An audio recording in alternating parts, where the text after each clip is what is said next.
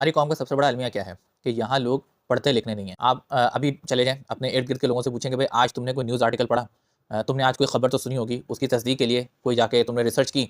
नहीं, हमारे यहाँ इसका कोई शौक ही नहीं होता। तो नतीजे में क्या होता है कि आपके यहाँ जो इन्फ्लुएंसर मार्केट है, अब उसमें न्यूज़ एंकर्स भी आ जाते हैं और कुछ यूट्यूबर्स भी आ जाते हैं, कुछ और दीगर जो प्लेटफ़ॉर्म के लोग हैं वो भी आ जाते हैं। तो वो आपको कोई भी कहानी सुना के चले जाते हैं और आप उसको तस्लीम कर लेते हैं। मिसाल के तौर पर हुकूमत पाकिस्तान की तो रोज़ाना कोई ना कोई अफ़वाह आपके सामने आती है। कितने ही लोग हैं आप में जो बाकायदा इस पे जाके तहकीक करते हैं कि भाई बात सच है, झूठ है। या अभी रिसेंटली जो गुल प्लाज़ा का वाक़या हुआ है, कितनी मिस इन्फॉर्मेशन पूरे इंटरनेट के ऊपर इस पे फ्लोट कर रही है। हर आदमी अपना ओपिनियन देने में लगा हुआ है, लेकिन आप और मुझ जैसे लोग जिनके पास इंटरनेट की पूरी एक्सेस मौजूद है, जिनके पास इन्फॉर्मेशन की एक्सेस मौजूद है, कभी जाके गूगल नहीं करेंगे, रिसर्च नहीं करेंगे कि भाई ये वाक़ई बात सच है या झूठ है। और ज़ाहिर है फिर जब आप कौम के अंदर पढ़ने लिखने का शौक ही नहीं होता, जब रिसर्च करने का उनको तरीका ही नहीं पता होता, जो उनको पता ही नहीं है कि भाई क्या चीज़ झूठ है, क्या चीज़ सच है, किस पे बिलीव करना है, किस पे बिलीव नहीं करना, तो उससे फिर मार्केट में कुछ लोग एक्सप्लॉइटेशन शुरू कर देते हैं।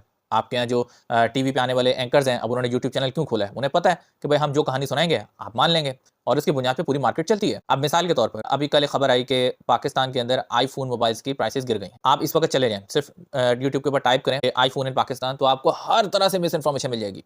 पीटीए ने ये कर दिया, हुकूमत पाकिस्तान आईफ़ोन सस्ता कर दिया, पाकिस्तान के मज़े लग गए, ये वो सब बातें मतलब तरह-तरह की। क्यों? क्योंकि उन्हें पता है कि भई हम ये खबर सुनाएँगे, आप खुश हो जाएँगे, आपने जाके तहकीक तो करनी कि भई ऐसा क्यों हुआ? तो भाई मतलब देखो इससे कितना बड़ा नुकसान हो रहा है और इसी मिस इन्फॉर्मेशन को लेकर दुनिया भर के लीडर्स भी पूरी-पूरी कौमों को बेवकूफ़ बना देते हैं और हमारी तो हिस्ट्री रही है बेवकूफ़ बनने की। तो ये जो आईफ़ोन की एपिसोड है, इसकी पूरी कहानी ये है कि इंटरनेशनल मार्केट के अंदर आईफ़ोन की प्राइसेज़ गिर गई हैं। इसका रीज़न ये है कि एप्पल जो पुराने मॉडल्स थे जिनमें आईफ़ोन 11, 12, 13 इनकी अब मैन्युफैक्चरिंग क्लोज़ कर रहा है।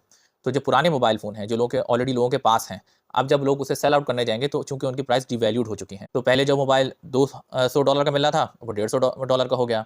जो उससे ज़्यादा महँगे थे, वो मज़ीद कम हो गए।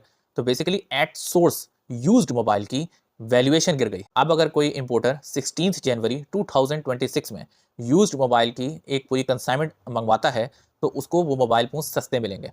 जब पोर्ट पे सस्ते आएँगे, तो ज़ाहिर है उसके ऊपर जो कस्टम ड्यूटीज़ होंगी या टैक्सेस वगैरह होंगे, वो सब उसकी वैल्यूएशन के मुताबिक लगेंगे। मिसाल के तौर पर एक फ़ोन पहले $200 का था, तो उसके ऊपर 200 के मुताबिक जितने भी टैक्सेस एप्लीकेबल थे, उसकी परसेंटेज लगती थी। अब वो $150 का हो गया, तो अब उसके मुताबिक उसके ऊपर टैक्सेस लगेंगे। तो ज़ाहिर है ओवरऑल जो उसकी मार्केट प्राइस होगी, वो रिड्यूस हो जाएगी। तो इस वजह से पाकिस्तान के अंदर जो पुराने मॉडल के यूज्ड मोबाइल हैं, उनकी प्राइसेज़ गिर गई हैं।